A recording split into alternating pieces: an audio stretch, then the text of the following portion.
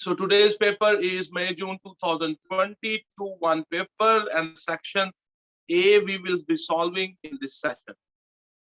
Okay, so here we go.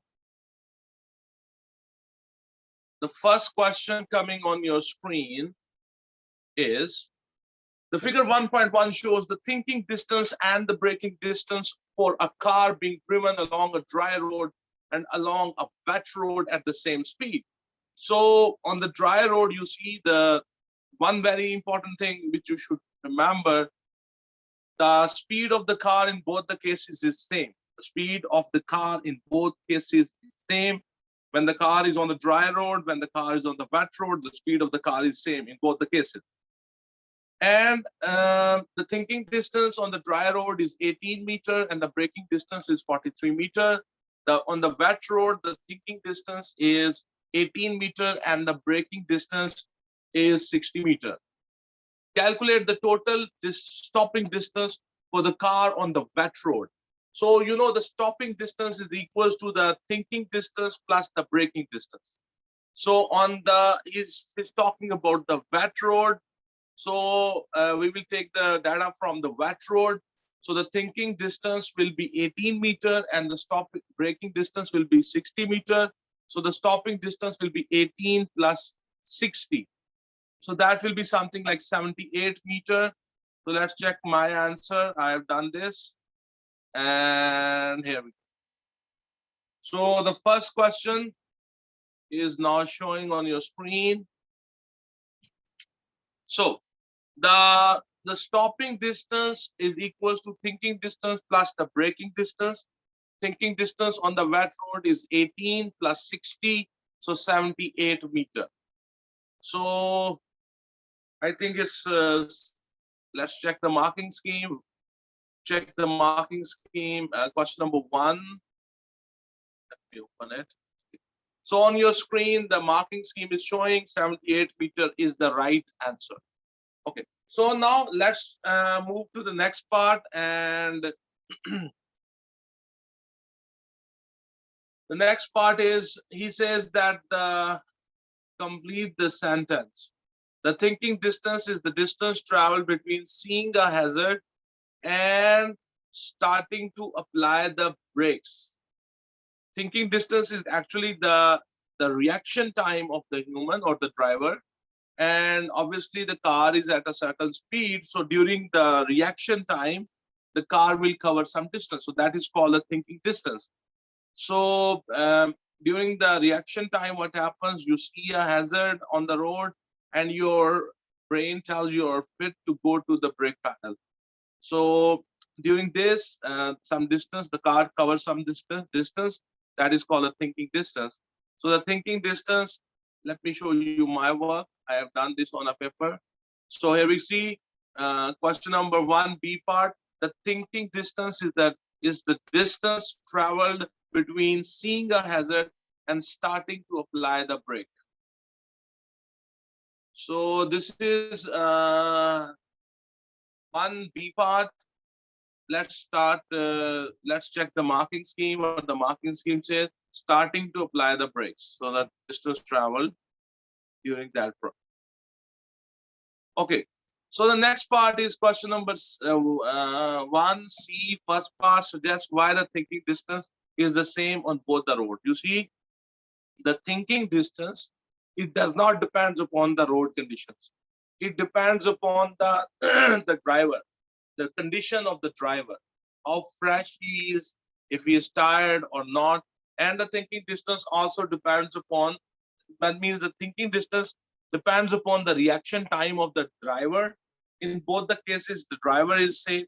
And in both the cases, and thinking distance also depends upon the speed of the car. If the car is traveling faster, for example, if you are traveling at the speed of 50 km per hour, and your reaction time is suppose 0.5 seconds. So in 0.5 seconds, the car will travel some distance. If you are moving at 100 km per hour, your speed is larger, is higher. So your reaction time still will be 0.5 seconds. But because you are moving at a higher speed, so the car will travel a larger distance in the 0.5 seconds. So we have to suggest that while the thinking distance is the same on both the roads, one very important and valid point is that in both the cases, in the start of the question, they told us that the speed of the car is same. So if the reaction time of the drivers is same and the speed of the car in both the cases is same, then the thinking distance in both cases will be same. So let me show you the, the answer I wrote. And here we see, you see, on both the roads, initial speed was same. Reacting time, we call it reaction time, on both roads is same. So thinking distance will be the same. Actually, the reaction time does not depend upon the road condition. It purely depends upon the driver's condition.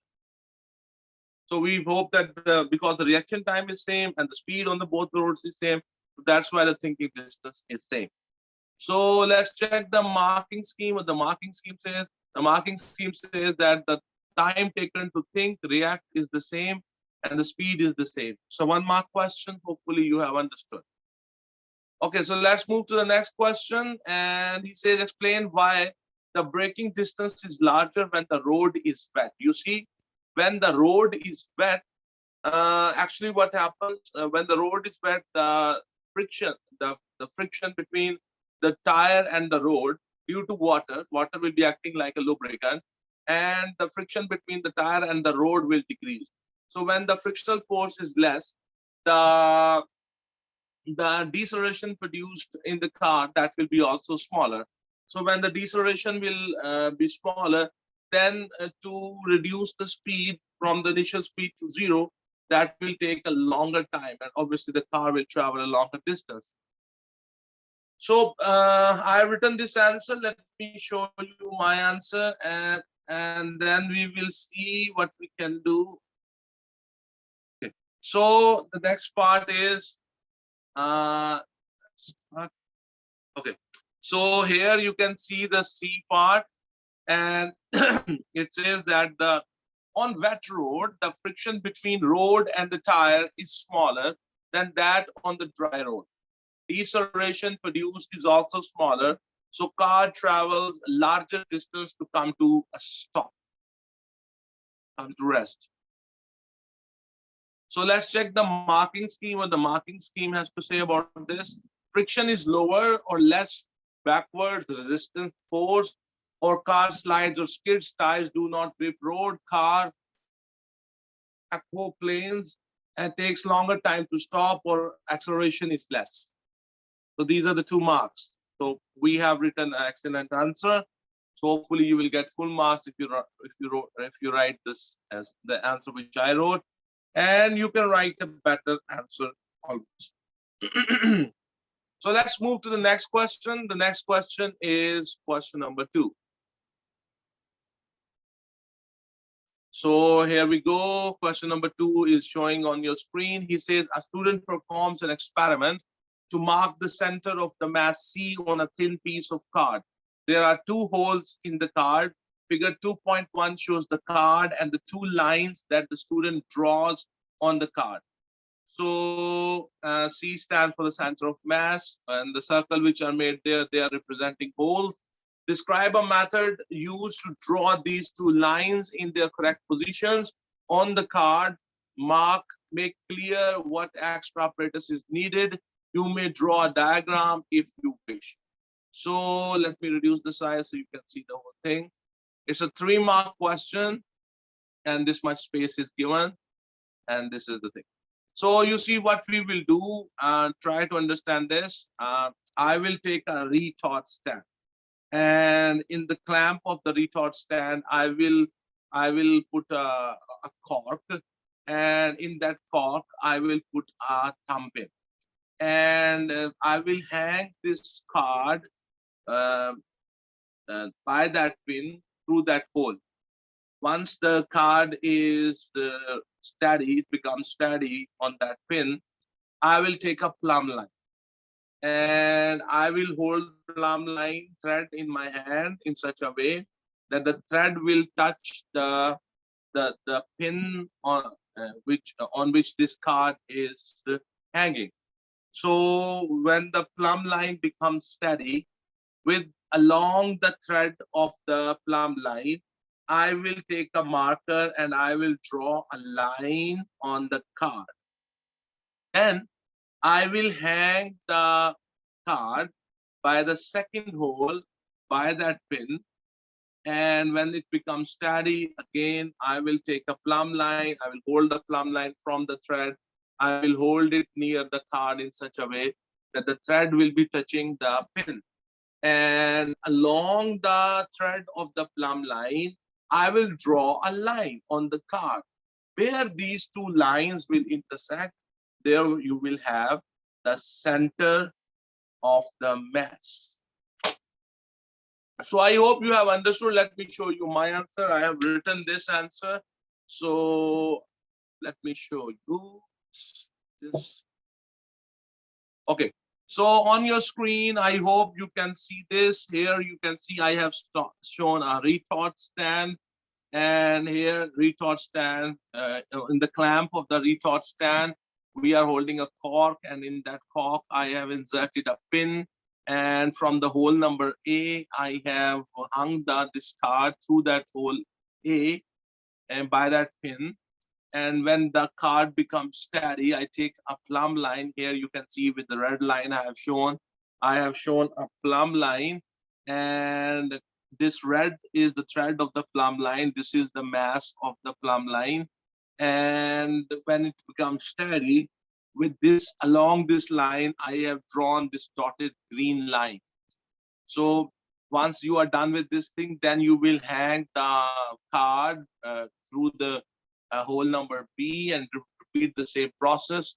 So these two dotted lines where they intersect each other, that will be the center of the mass. A very famous question. Take a retort stand with help of pin held in cork, hand card from, sorry, I wrote here hand. This word is hang. Hang card from hole A. When the card becomes steady, take a plumb line and hang it as shown in the figure.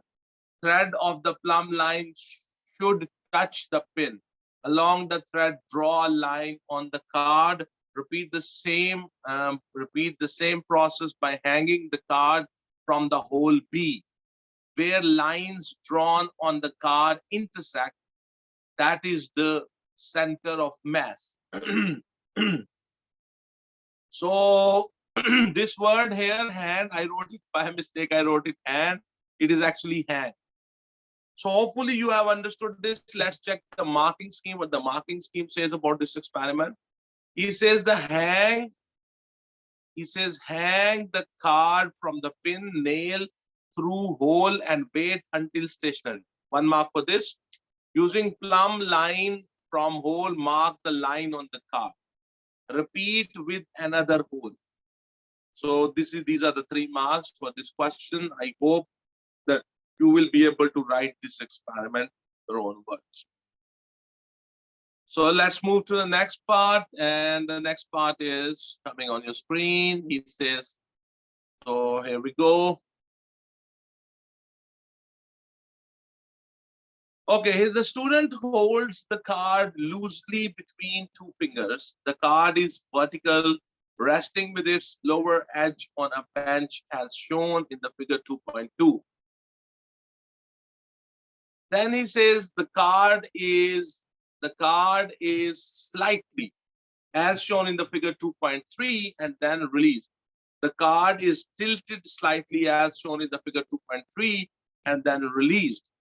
When the angle theta is small, the card falls clockwise back to the position shown in the figure 2.2. Explain why the card falls anti-clockwise when the theta is large. You see, if you move it further with your hands, with your fingers, you move it further. This is the center of the mass. If this theta angle will become larger, so see what will happen. The center of the mass will rise. When the center of the mass will rise, if the center of mass will come here, for example, line of action of the weight, that will be here. If the theta becomes larger, the center of the mass will go higher, and the line of action of the weight will be on the left side of this point of support. This point of contact between the table and the card, the line of action of the weight will come on the left side. So this weight will now produce an anti-clockwise moment. So this card will fall toward the left. So it's a 2-mark question. Let me show you my answer. I have written this answer also. So, okay, so here we go on your screen. When theta is larger, the line of action of weight will be on the left side of the point of contact with the table. This will produce anti-clockwise moment, which will make the card to fall on the left side. So hopefully you have understood this. Let's check the marking scheme, what the marking scheme has to say. And sorry. Center of the mass, C falls outside the base, weight creates moment or turning effect. So because the C will come on the left side of the base of that card. Okay. So next is the second part. This is the B second part, I think. Yeah, B second part. It's a 1-mark question. He says, state one change. He says, state one change that makes it more stable. If you want this card to be more stable, the contact area or the base of the card, that should be larger, and the center of the mass should be lower, and then it will become more stable. I have written this answer. Let me show you my answer. And here we go. Make the base of the card wider. So if the base of the card will be wider, it will become more stable. Let's check the marking scheme. What the marking scheme has to say. Lower the center of gravity or wider or larger base. So that was question number 2. Now we are moving to the question number 3. Okay, so on your screen, here we come, the question number 3. He says that a student suspends a spring from a spoke. He attaches different loads to the lower end of the spring. For each load attached, he measures the extension of the spring. Figure 3.1 shows the extension load graph obtained. So this graph, figure 3.1, is an extension load graph. On the y-axis, we have the extension in centimeter. And on the x-axis, we have load, and that load is given in newtons. So 2 Newton, 4 Newton, 6 Newton, 8 Newton, and this is the extension up till 6 centimeter. So their question is, the extension of the spring is directly proportional to the load. State 2 features of the graph that shows this. So if you draw a graph between 2 quantities which are directly proportional to each other, 2 quantities, if they are directly proportional to each other, then the graph will be a straight line with a constant gradient, positive gradient, constant gradient, straight line, and the line will be passing, or the graph will be passing through the origin. So it's very important. There should be 2 features. One, that the gradient of the line should be constant, it should be positive. And the second characteristic on the graph will be that the graph will pass through the origin. So if a graph has these 2 features, it means the quantities which are represented on the x-axis and on the y-axis, they are directly proportional to each other. Okay, so next question is, describe the student, how the student can show that the spring reaches its limit of proportionality at 8 Newton. So what the student will do, he will hang loads more than 8 Newton. And for example, he hang 10 Newton and he notes the length, and then by applying the formula, extension is equal to length minus L naught, L minus L naught, he will note down what is the extension. Then he will increase the load, let's say 12 Newton. And then he will note down what is the length and then apply using the formula extension is equals to L minus L naught. He will note down the extension. Then on the graph, the extension load graph, he will plot the load and the extensions. And when he will join the points, he will observe that up till 8 Newton, the graph will be a straight line with a constant gradient. But after 8 Newton, the graph will start curving upward. It will become a curve. It will be no more a straight line, which means that after 8, the extension and the load, they are no more directly proportional to each other. It means that the 8 Newton is the limit of proportionality. Let me show you my answers. I have written these answers, the first part and the, okay, so here we go. So question number 3, A part is graph is a straight line with constant gradient, and the second is graph passes through the origin. Question number 3, B part, he says student will increase load more than 8 Newton, note length and calculate extension. Student will plot extension against the load. He will observe after 8 Newton, the graph will become a curve. It will be no more a straight line, which means that 8 Newton is the limit of proportionality. Okay, so let's move to the, let's check the marking scheme first for these 2 parts, and then we will, okay. So question number 3, A part, you can see straight line through the origin. These are the 2 marks. Question number 3, B part, add loads above 8 Newton, increase in length same, increase in loads is different. We have written the last argument. Graph does not continue as a straight line. The graph does not continue as a straight line. Okay, so let's start the next question. Here we have the C part. The spring is used in a simple device known as accelerometer, shown in the figure 3.2. The spring is fixed at one end and attached to a mass of 5 kg at the other end. The mass rests on a smooth horizontal surface. There is no friction between the mass and the surface. The whole device is placed in a car. The car accelerates and the student notices that the extension of the spring is 3 centimeters. Using the figure 3.1, calculate the acceleration of the car. So I know the extension, that's 3 centimeters. Let's go to the figure 3.1.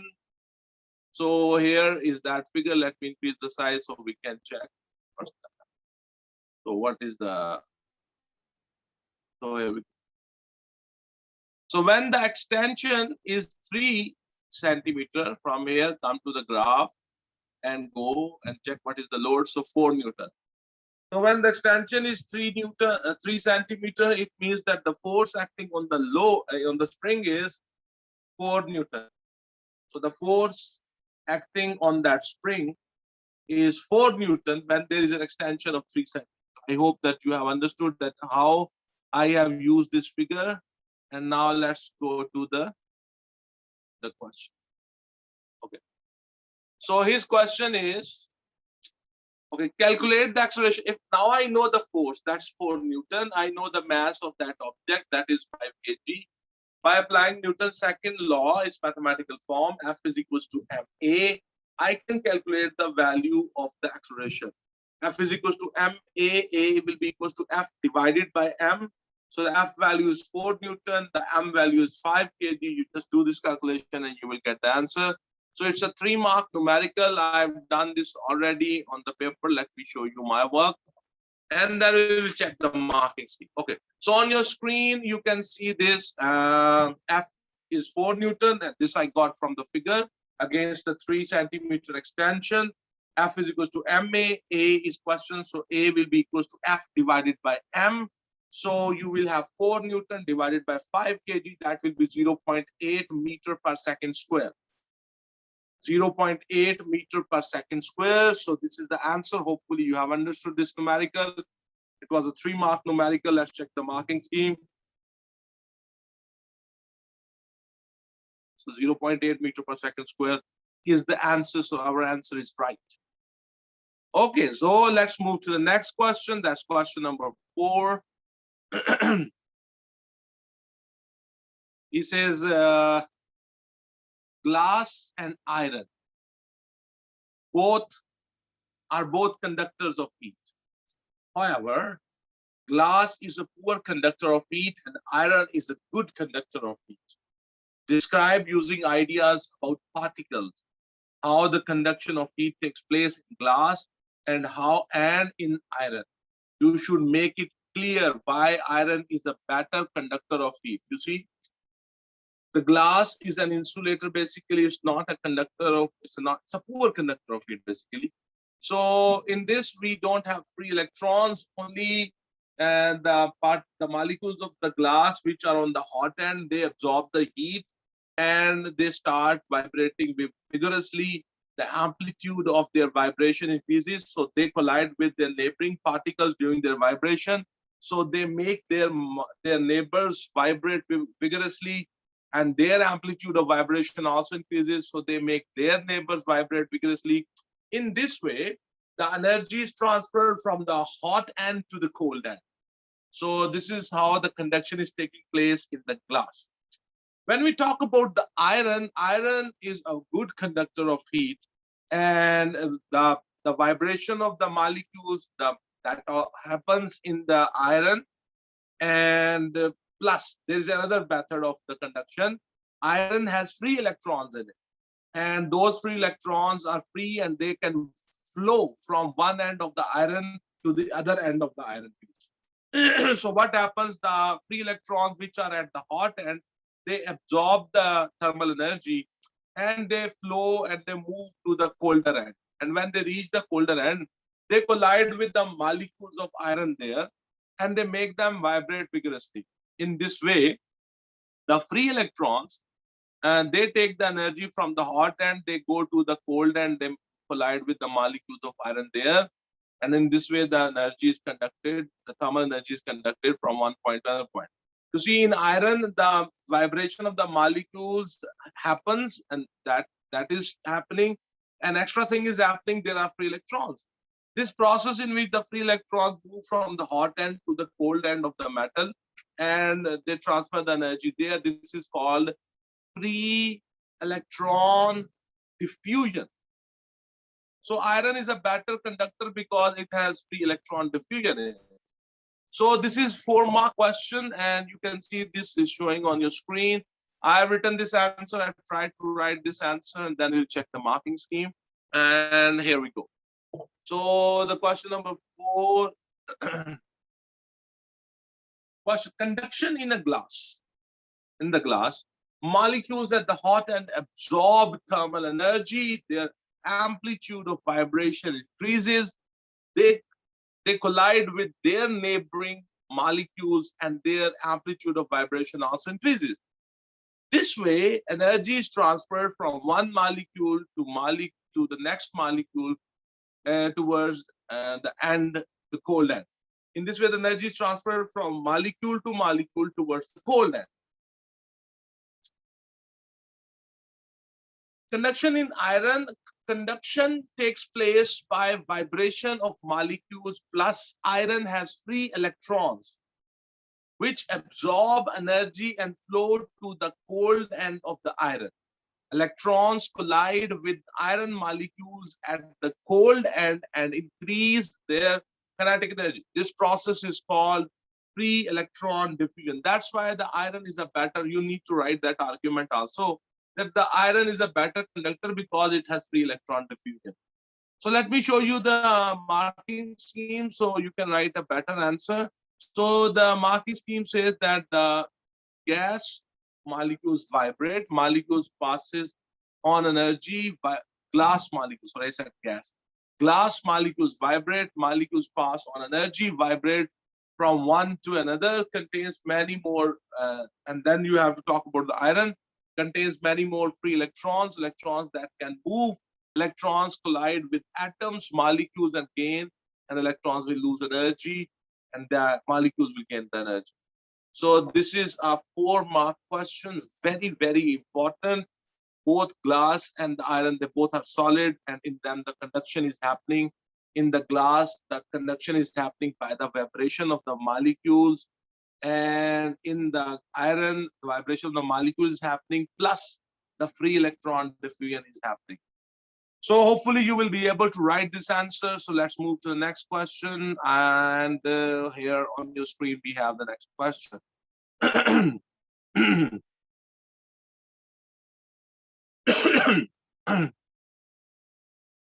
Question number 4, part B, figure 4.1 shows apparatus used to show expansion. So here we have a glass flask and it is filled with the water. And here we have a cork. And here I have a glass tube, capillary, and that's inserted into that liquid. And the water will rise and it stops at a certain level. The level is X. So then you have started heating it. So let's see what's the question. He says that the glass flask full of water is heated. A student is surprised when the liquid level X in the glass tube falls for a few seconds before it rises. Suggest why the liquid level falls and why it then rises. You see, when you provided heat, first of all, the glass flask, it will get the heat. And that glass will expand. So the heat has reached the glass only, and the glass will expand. And what will happen? The level of because the glass flask will expand. So the level of the water in that glass tube, that will fall. And then the heat will reach the water. And then the water will expand. And you know, the water is a liquid and the glass is solid. So, and we know that the liquids expand more as compared to the solids. So when the heat will reach into the water which is a liquid will expand more as compared to the expansion in the glass flask. So when the water will expand, the level of the water in that glass tube will rise. So first it will go down. The reason, the glass has expanded, and then the heat will reach the water, and then the water will start expanding. So the level of and the water is liquid, so it will expand more as compared to the glass flask. So the level of the water in that glass tube will rise upward. So that is a 2-mark question, and let me see what's the answer. Sorry. Let me see what's the answer.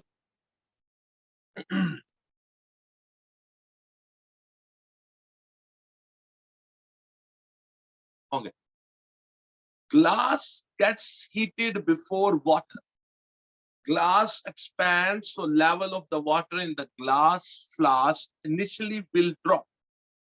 When heat reaches water, water also expands. Water is liquid and glass flask is solid. Expansion of water will be greater than the expansion of the glass flask. So level of the water will rise.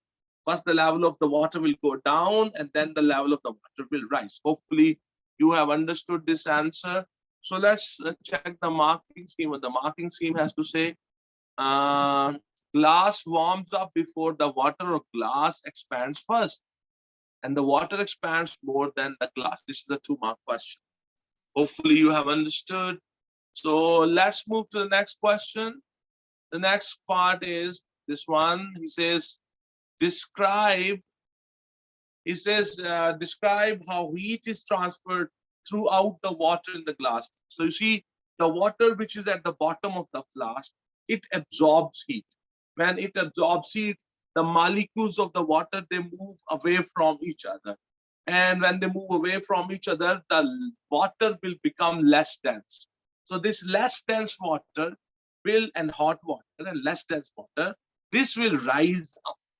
And from the top, the cold water, whose density is more, that will sink downward. So the hot water, less dense water will rise upward. The cold water and the dense water, that will sink downward. So the convection currents will set in the water. So the convection currents will start in the water. So with the help of those convection currents, the heat will be distributed throughout the water. It's a very, very, very famous question. You should know this answer word to word. Okay, never forget this answer. So let me show you my answer. I have written this on a paper, and here we go.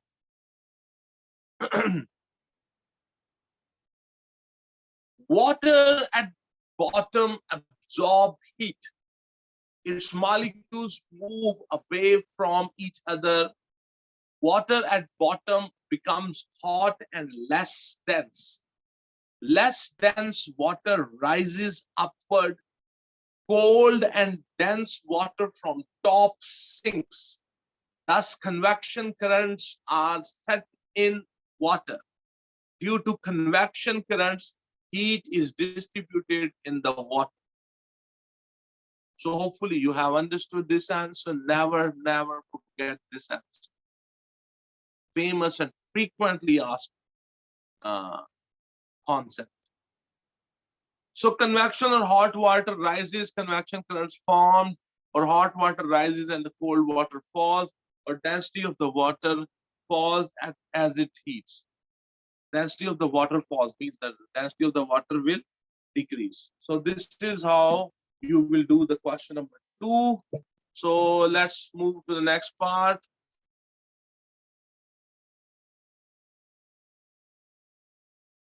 That's question number 5. Okay.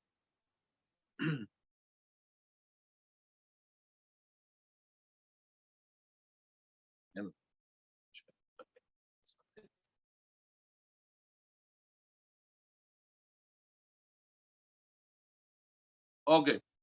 So the question number 5 is showing on your screen. It says use the relationship between pressure, force, and area to explain why it is harder to cut something with a blunt knife than with a sharp knife. You see, the blunt knife, it's the contact area of the blunt knife is larger.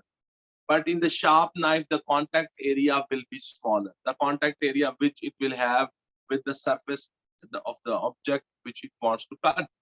And in the sharp knife, that area is smaller. In the blunt knife, that area is larger. You know, the pressure is force divided by area.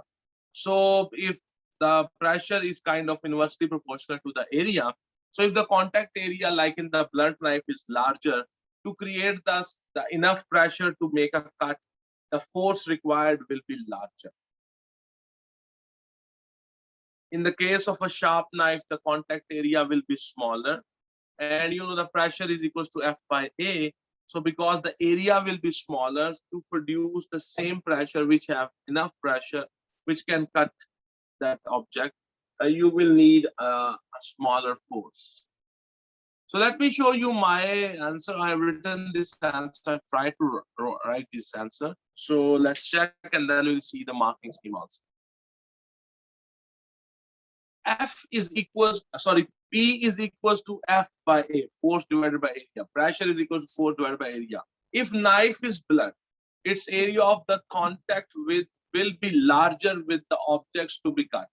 So to produce enough pressure, larger force will be required as compared with a sharp knife whose contact area with the object to be cut is smaller. Okay, so hopefully you have understood. And let's check the marking scheme, what the marking scheme has to say. He says that 1 mark is for saying that the pressure is equals to force divided by area. And 1 mark is for telling that sharp knife has smaller area and the larger pressure. A blunt knife has a larger area and a smaller pressure. So let's move to the next question. Hopefully you will be able to write these answers. So, okay, so we are moving to the next part, and that's the B part. And the question is very simple. It says experimental measurements. It says that experimental measurements on gas pressure were made by Robert Boyle. He showed that the P1 V1 equals to P2 V2, where P1 and P2 are the initial and the final pressures of a gas, and V1 and V2 are the initial and final volumes of the gas. State two quantities that must remain constant when this equation is used. You know, we have studied this law. This is about a gas, that the pressure and the volume are inversely proportional to each other. And you know, one thing is important, that the temperature of the gas should remain constant. That's the condition in that law, that the temperature of the gas should remain constant. And the second condition is that the mass of the gas also should remain constant. The mass of the gas should remain constant, and the temperature of the gas, that should remain constant. So hopefully you have understood. And let's go to the next part, and then we'll check the marking scheme. Okay. So here, let me reduce the size. Let's see clearly. He says that figure 5.1 shows the molecules of a gas as the volume of a gas is half. You make its volume 1/2. The equation suggests that when the volume of a gas halves, the pressure doubles. Using ideas about molecules, explain why this happens. You see, if you will, we know that they are inversely proportional to each other. So if I will make the volume half, the pressure will become double. So I have to explain why this happens. You see, when you will decrease the volume, the molecules per unit volume, the number of molecules per unit volume, that will increase, and the collision of the molecules with on the unit area, that will increase. The molecules will have to cover less distance to collide with the wall of the container. So that's why the collision frequency of the molecules of the gas with the walls of the container will increase. And because we are talking about a certain case, and here you can say that the collision frequency will become double. That's why the pressure will also become double. So I have written this answer, and let me show you my answer, and then we can, you see this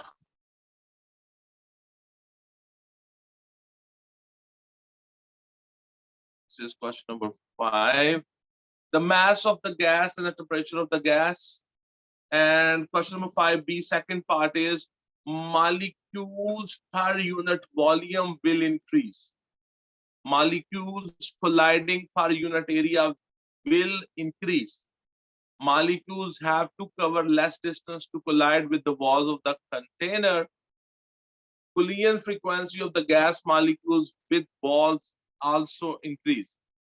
Force per unit area has increased. That's why the pressure has become.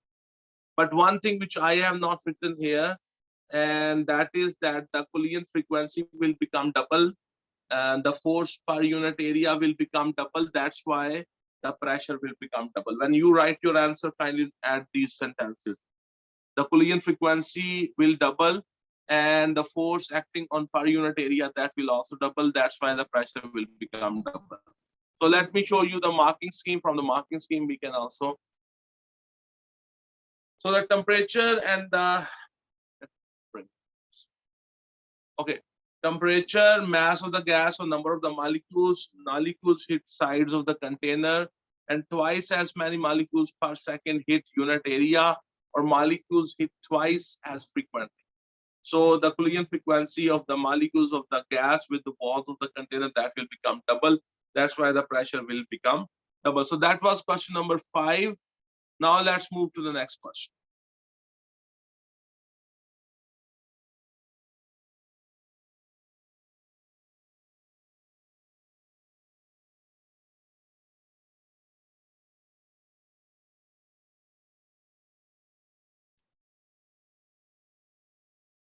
A dentist uses a plane mirror to see the back of a tooth.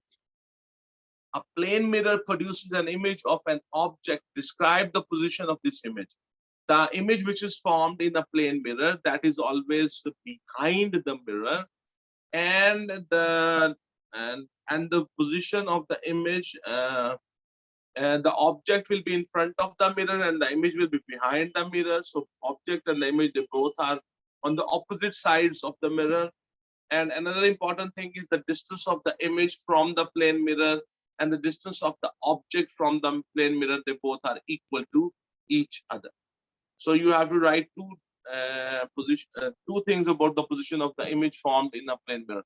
Let me show you my answer, what I have written here. So I'm going on to the question number 6. Okay. So question number 6A part is showing on your screen. Image will be on the opposite side of the mirror where the object is placed. Distance distance of the image from the mirror is equals to the distance of the object from the mirror. So these are the two characteristics which are there. So let me show you the marking scheme. What the marking scheme has to say: behind the mirror or on the opposite side of the mirror to the object. So this is how you arrange that sentence. Opposite side of the mirror to the object. So the same distance as the object from the mirror. These are the 2 points. We have written both these points. So I hope you can also write this sentence. So now let's move to the next part of this question. He says, here we go. Okay, so let me put the size so you can see the whole thing. Now, the question is, he says, figure B part, figure 6.1 shows the plane mirror used by the dentist to see the point labeled X on the tooth. Figure 6.1, mark the position of the image of X formed by the mirror. Draw a ray of light from X to show how the dentist can see the position, to see the tooth. So 1 mark and 2 mark. Mark the position of the image of X formed by the mirror and draw a ray of light from X to show how the dentist can see the tooth. It's a totally 3-mark question. I've done this on paper. Let me show you. So you can see here, this is the point X. The mirror is still here, but I have, for our understanding, I have prolonged the mirror that I have shown with the black color line. I will start a line, green color line from the point X, and that is the green color line makes 90-degree angle with the surface of the mirror. And this is the imaginary mirror. This mirror is not there. The mirror is up till this point. So, and check the distance of the X from the mirror, the perpendicular distance of the point X from the mirror. You go same distance behind the mirror and on the same line. Just join this point with the mirror such a way that make 90-degree angle with this imaginary surface of the mirror, and you go the same distance. You check what is the distance. You will have a hard copy of this. Check what's the distance between the X and the mirror, and you go same distance behind the mirror. And this point, put a dot here on this line and name it as the image of X. Then you see it's a very interesting thing. You join this point with the I, and this line which is behind, which I have tried to show with the orange color, that line should be dotted because it's not a real line. And then the rest of the line that should be continuous. Where it touches the mirror, join that point with the X and put an arrow, the blue color line, put an arrow like this. So it means from X, a light will come, and from here it will be reflected and go into the human eye. So you can see when you prolong them, they both intersect at this point. So here the image of X will be formed. So this is the 3 marks question which they have asked you to do. I hope you have understood that how I have drawn these lines. So let's check the marking scheme. What the marking scheme has to say. He says the image marked at the correct position by the eye, ray from tooth to mirror and ray from mirror to eye, angle of incidence and the reflection equals by the eye. You see, you can, I have not shown here, but you can put a normal here. You can put a normal here. Let me show you. Just copy it and let me show you. I can show you an extra thing you need to do is see what you do. To see one thing which I have not shown there, you can do that. And let me make it green, yellow, okay, purple. Let's use the color purple. Okay. So what you will do, you will draw normal. You will draw a normal here, and you will check the angle of incidence and angle of reflection. They both should be equal. The way we make this diagram, the angle of incidence and the angle of reflection, they will be automatically equal to each other. So hopefully you will be able to write this answer. Okay. Now, the next question is, state one characteristic of the image found by the plane mirror other than its position. One characteristics, very simple question, and you know the other characteristics which the image formed by the plane mirror have are that the image formed is laterally inverted, the image is upright, the image is virtual, the size of the image and the size of the object, they both are equal to each other. So there are so many characteristics, you just have to write one. Question number 6b part, I written here the answer. Image in the plane mirror has the same size as the size of the object. The image in the plane mirror has the same size as the size of the object. So let's check the marking scheme and what the marking scheme has to say. Virtual, that's one characteristic. Same size as the object. This is the answer which I wrote. And another, remember, laterally inverted. Laterally inverted means that the left appears to be right and the right appears to be the left. So this is how you can write this answer. And that was the question number 6. So now let's move to the next part. And the next part is the next question. Sorry, the next question is question number 7. So let's go to the question number 7, and here we go. So two isotopes of carbon are carbon 14 and carbon 12. One of these isotopes, carbon 14, undergoes radioactive decay. Describe what is meant by a radioactive decay. In the radioactive decay, basically what happens, the unstable nuclei from the nucleus of the unstable atoms, some energy is given out, and the nucleus might disintegrate. The nucleus might decay and convert into another element, and this is called a radioactive decay. The previous element, the atom or the nucleus, that is known as the parent nucleus, and the new, after the decay, the atom which is, or the nucleus which is formed, that is called the daughter nucleus. So let me show you my answer and then we'll go.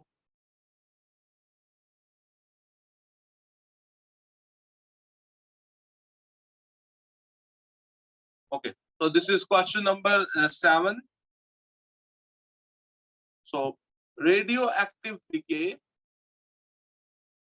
Radioactive decay is a process by which an unstable atomic nucleus loses energy by radiation. Radioactive decay is a process by which an unstable atomic nucleus loses energy by radiation. So let's check the marking scheme, what the marking scheme has to say about this. The definition is very important, question number 7, and it says emission of at least one of alpha, beta, or gamma particles from the nucleus of a nucleus at random. So the unstable nucleus will give out radiation or energy in the form of alpha, beta, or gamma. This is called radioactive decay. So just write a good definition of the radioactive decay. You can find it in your textbook also. Okay, so let's move to the next part of the question. He says, okay, the B part, and he says that carbon 12 has a proton number, atomic number of 6, and a nucleon number, mass number of 12. Complete table 7.1 for a neutral atom of each of these two isotopes. So we have carbon 12 and carbon 14. Number of protons, both will have the same number of protons. That's the basic definition of the isotopes. They will have the same number of protons. So carbon 12 will have 6 protons, carbon 14 will have 6 protons. Number of neutrons, number of neutrons in both of them can be different. So 12 minus 6, so the carbon 12 will have 6 neutrons, and 14 minus 6, the carbon 14 will have 8 neutrons. Number of electrons, the number of electrons in both of them are equal to the number of protons, and they will be 6 and 6. So this is a 2-mark question. I've done this on a paper. So I hope you will be able to understand it more clearly. And then we will check the marks. So it's showing that the question number 7B part, that the proton and carbon 12 6, carbon 14 6, neutrons carbon 12 6, carbon 14 8, electrons 6 and 6. So I hope you have understood this. And then let's check the marking scheme, what the marking scheme has to say. And it says 6 6 and 6 8 6. So hopefully you understand that how we got the answers. Our answers are right. So let's move to the next part, question number 6 7, and we are on its C part. A sample of carbon 14 is contained in a thin aluminum container of thickness 0.2 millimeter. Radiation from the sample is detected outside the container. When the thickness of the aluminum is increased to 6 millimeter, no radiation from the sample is detected outside the container. So when the walls of the container are made 6 millimeter thick, the radiation was not detected outside the container. So it means now the radiation is unable to penetrate through the 6 millimeter aluminum sheet. State the type of radiation which is stopped by increasing the thickness of the aluminum.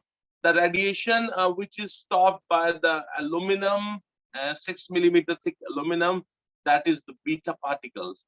So the answer is beta particle. The next part is explain how you know that the sample does not emit one other type of radiation. The sample is for sure not emitting the gamma rays, because if the gamma rays are present, the gamma rays penetration power is quite high. They cannot be stopped by a 6 millimeter thick aluminum sheet. So if the gamma rays were present, the 6 millimeter aluminum sheet would have not been able to stop them. So definitely the gamma rays are not there. We cannot say anything about the alpha particles, why the alpha particle, because at the first hand, the alpha particles, their penetration power is very low. So they will be not able to even pass through the 0.2 millimeter thick sheet. So I've written this answer. Let me show you my answer, and then we can move on. As the beta particle, it does not emit gamma rays, because if they were present, they cannot be stopped by the aluminum. Gamma rays cannot be stopped by the aluminum. Gamma rays are only stopped when you use a lead sheet. So let's check the marking scheme, and then we are at the end of this paper. So that says the gamma does not emit gamma. The gamma passes through thick container, 6 millimeter aluminum. The gammas will be easily able to penetrate them. So let's check the paper again and see what is the next thing. Okay, so now the section B has started. So my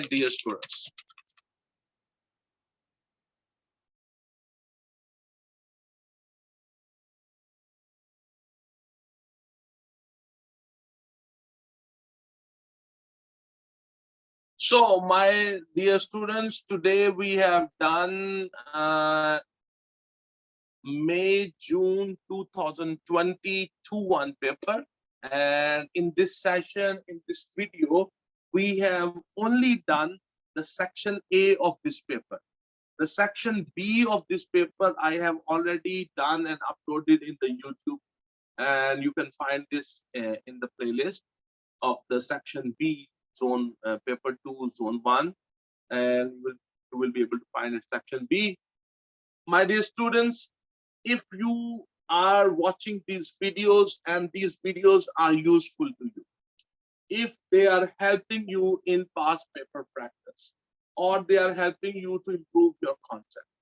Kindly subscribe to my YouTube channel, and also recommend these videos to your friends who are in O levels and they are preparing for exam. Because you know, and never hesitate to make a comment. Also like the, also press the thumbs up icon, because you see, when you appreciate and when you show your presence, this is like energy for a teacher. So I hope that this is good for you. So thank you very much, everybody, and have a good day, and God bless you all.